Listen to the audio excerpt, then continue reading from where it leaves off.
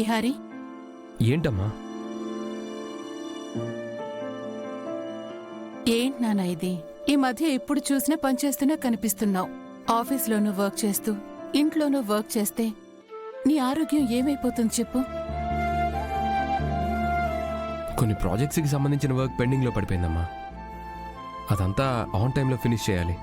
Hard work చేయడంలో తప్పు లేదు నాన్న, కానీ హెల్త్ కూడా చూసుకోవాలి కదా. అలా చెప్పండి మేహర్ బాబుకి. పని మీద గ్యాస్తో తిండి కూడా మర్చిపోతాను.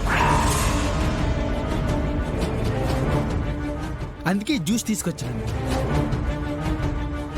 ఇహర్ బాబు, జ్యూస్ తీసుకోండి. రే, ఇప్పుడేమి వద్దులేరా. తిండి ఎలాగ టైంకి తినట్లేదు బాబు, కనీసం జ్యూస్ ఏం తాగండి. రైట్, నేను టైంకి తింటున్నానో లేదో నువ్వు చూసావా? అవును బాబు, ఈరోజు ఉదయం నుండి పచ్చి మంచినీళ్ళు కూడా మీరు తీసుకోవడం నేనైతే అసలు చూడలేదు. అనవసరంగా వీడిని కదిపాను. నేను ఉపవాసం చేస్తున్న సంగతి నా వల్లే బయటపడిపోయేలా ఉంది. ఏంటి నాన్న ఇది? ఉదయం నుంచి నువ్వేం తినలేదా? అదేం లేదమ్మా, నేను తిన్నానే. వాడేదో ఓవర్ యాక్షన్ చేస్తూ ఏదేదో చెప్తున్నాడమ్మా. లేదు బాబు, నాకు బాగా గుర్తుంది. ఉదయం నుంచి అసలు ఏటి తినలేదు. ఉపవాసంగా డేట్ అని చేస్తాంటాడు బాబు. అమ్మో, ఈ టాపిక్ని ఇలానే కంటిన్యూ చేస్తే ఖచ్చితంగా నేను ఉపవాసం చేస్తున్న సంగతి బయటపడిపోతుంది.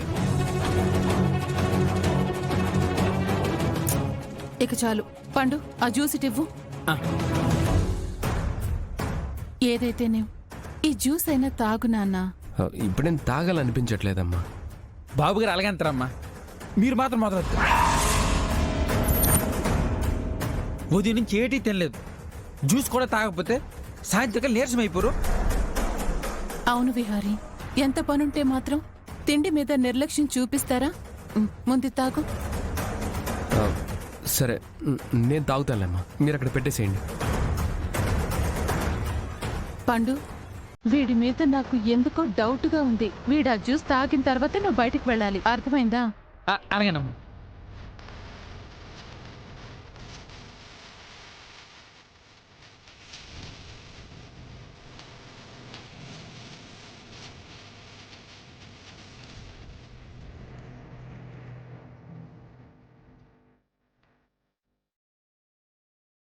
ఏంట్రా, నీకు స్పెషల్గా ఉన్నా చెప్పాలా? వెళ్ళరా.